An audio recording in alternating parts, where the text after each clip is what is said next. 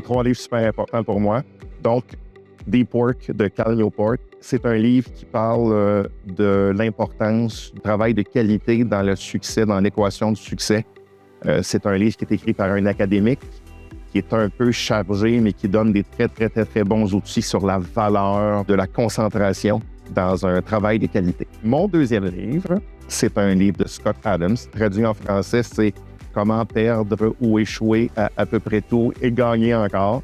C'est un livre qui parle de la qualité et du fait qu'on doit avoir des échecs dans la vie, qu'on doit se tromper, qu'on doit essayer, de la résilience. Et c'est un livre qui parle beaucoup aussi de comment mettre un système en place pour toujours se relever et d'être en mesure de rebâtir sur les échecs et puis de rebondir et de recommencer par la suite. Et mon troisième livre, qui est un livre connu de tous, qui s'appelle, ceux qui l'ont lu du moins, Atomic Habits.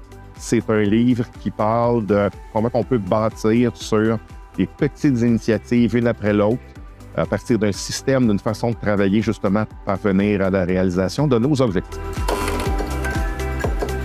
10% Happier, Dan Harris, qui est un journaliste, qui était un anchorman, un journaliste à la télévision, qui a fait une crise de panique à la télévision nationale aux États-Unis devant plusieurs millions de personnes.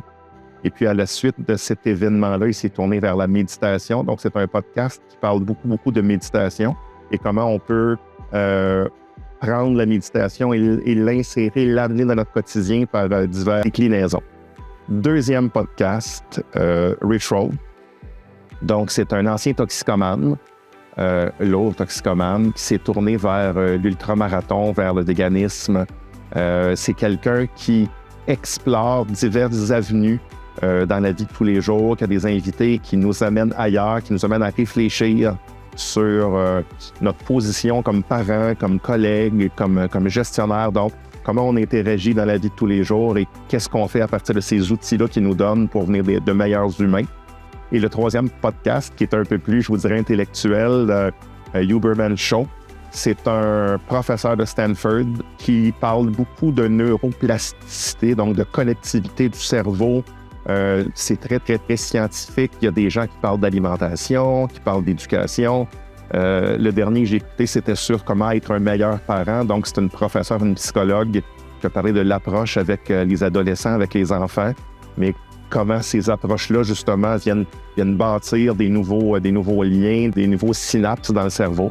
Donc, voilà, c'est mes 3 livres et mes 3 podcasts.